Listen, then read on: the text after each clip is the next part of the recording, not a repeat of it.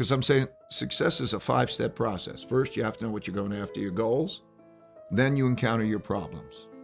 Number 2, you encounter your problems on the way to your goals. Then you have to diagnose those problems and get at the root causes of those problems. And that might be a weakness that you have or a weakness that somebody has, but you better get at the root cause. And then once you got the root cause, then you can design something. You write down on your to-do list, I got to do this thing. That's number 4, design. And then number 5, you got to do it. Yes, You just can't say, okay, now I'm going to do that thing and not push through to results. And if you could do that over and over, that's a formula for success. You only have to do those 5 things, you got the formula for success. And so, but not everybody's good at all of those steps. So it's okay. You don't have to be good at everything. You just have to find the right people who are good when you're not good, and then you go through that.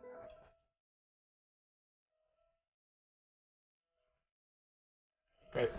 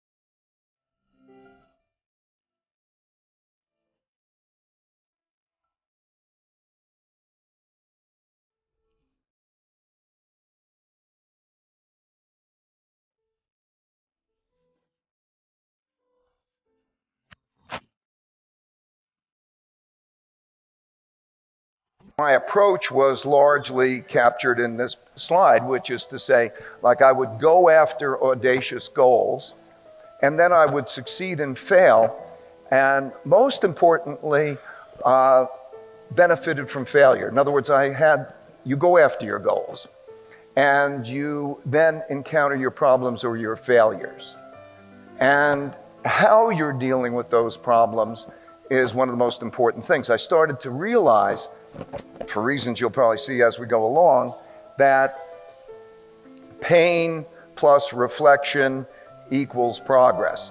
In other words, that painful situation, if you can diagnose what produced that failure and then develop principles for dealing with it at a different time, in a different way, and then you take those principles and you improve, you learn, you change things, then you improve and you make go on to more audacious goals. And the way I look at life is pretty much like it's this looping process, this evolutionary looping process. That means you go after your audacious goals, you fail, you learn. Failure is an important part of that process. You learn principles, you keep improving. And so I think that I learned that there are only 5 things that you need to do to be successful. If you do these 5 things, you will be successful. And the first is to be clear on what your goals are. You have to know what you're going after. You can't have everything in the world, but you could have almost anything you want, but you can't have everything you want. If you go after your goals and they're clear, you have to know your goals. And along the way, number 2 is you have to identify and not tolerate your problems. A lot of people tolerate problems. And then you have to diagnose those problems to get at the root cause of those problems. And often the root cause is you. Maybe you have weaknesses. Maybe you make mistakes. And with that, or maybe somebody else is making mistakes. We all have strengths and weaknesses. And the power of being able to know our strengths and weaknesses and know how to deal with them is enormous. And only when you know what your problems are and you diagnose that specifically can you create a design to get around those problems. And that design, very specific design, you go get around the problems, and then if you have a design, you have to be reliable in doing that. And everybody is bad at some of these steps. And the key is to work with other people who are good where you're weak. So I just want to give you a sense of failure. I think probably the greatest problem of mankind, that's a big statement, biggest problem of mankind, the greatest tragedy of mankind is individuals who have in their minds wrong opinions that they're attached to.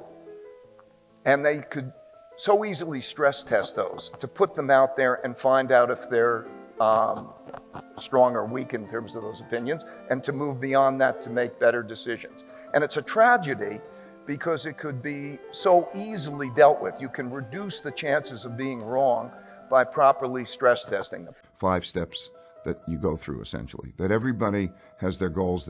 What is their goal and the passion? So you have goals. And then what happens is you're going after your goals and you encounter your problems. Okay, so encountering problems. And then the big difference between people is how they approach those problems. People who get bummed out by the problems don't learn from them. Who learns from them? So those who recognize that problems are exciting, that they get into those problems or mistakes. Mistakes are learning experience. The pain that comes from that mistake. Every time you have pain, it's an indication that something's at odds. And so the people who have the pain are the people then who will go into that, realize that if they solve that pain, solve that problem, understand what that is representative of, not just the one problem, but that problem is a certain type of problem that will happen over and over and over again in your life. And if you can solve, how do I deal with that kind of problem? And so diagnose. The third thing that everybody needs to do is if they have problems on the way to their goals, that they diagnose those problems and they get to the root cause, the real root cause. The real root cause is typically what people are like. Can you go to what you're like? Can you go to your mistakes? Can you go to your weaknesses? Right? Can you go to other people's mistakes and weaknesses? Some people, because of an ego barrier, can't do that. And so if they don't recognize their own mistakes, their own weaknesses, or others' mistakes and weaknesses, what the root cause being what they're like because of ego barriers, if they can't go there, they're going to repeat those mistakes. They're going to have them over and over again. So it's the process essentially of saying at that stage, what am I like? Everybody has strengths and everybody has weaknesses. The weaknesses are the other side of the strengths. So let's say if you're a right-brained, creative person, you may not be reliable because just the way you think necessitates you to think a certain way. That means you can't think in another way. That means you're going to keep bumping into that thing that's standing in your way. But unless you can embrace, I'm not reliable, right, and deal with it, you won't get around it. It's still going to continue to be a barrier, right? So the diagnosis to the root cause is important. So then, if you diagnose it, then you have to design what are you going to do about it that works. So let's say you are very creative but not reliable. Okay, you have to find a means of, first of all, embracing that, and then saying, if I'm not reliable, what do I do? Do I work with a reliable person? Do I learn reliability? Do I have some compensating mechanism? Because I can't let that lack of reliability stand in the way of my goal. As long as I keep doing that, I'm going to keep running into problems.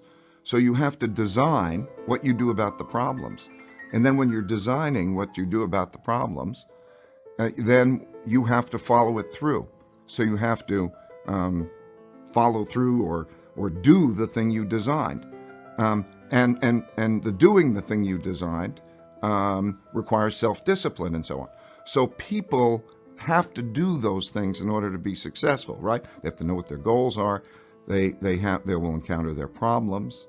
They have to diagnose those problems down to the root cause, the real root cause. They have to design ways to get around them.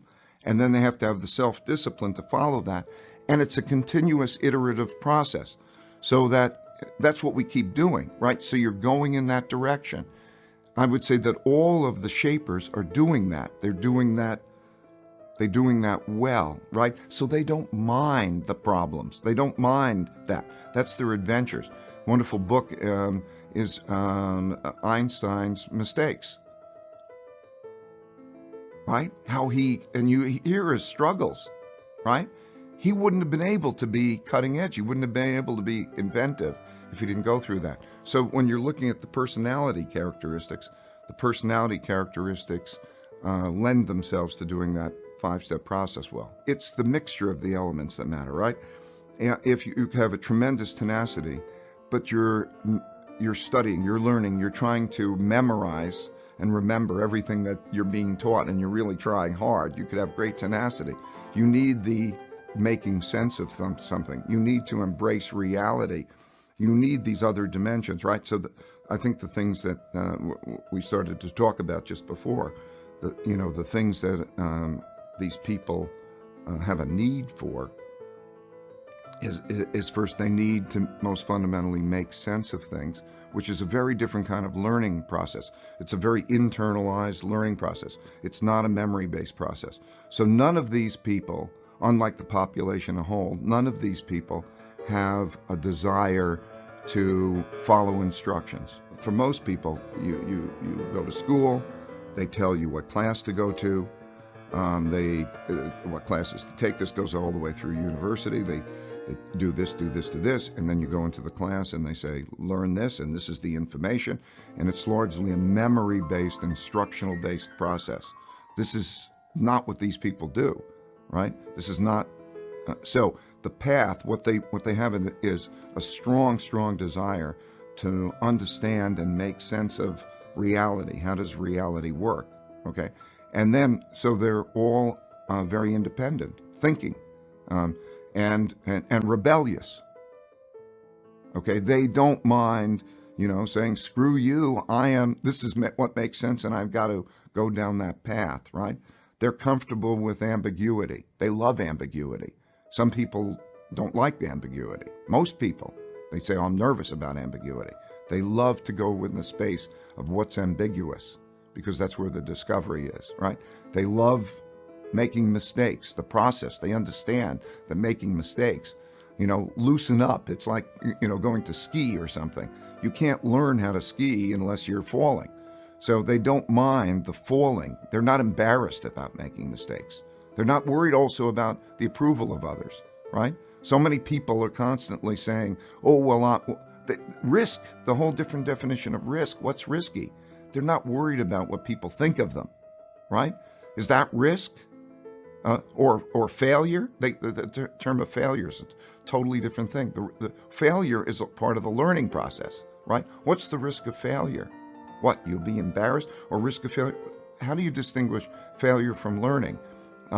In your whole life, failure implies that it stopped, that the game stops, right? If it's part of you're failing and then you learn, then that learning is part of the moving forward, right? So that is what the process is like. Fail, learn, move forward, and constantly do that because you're cutting edge.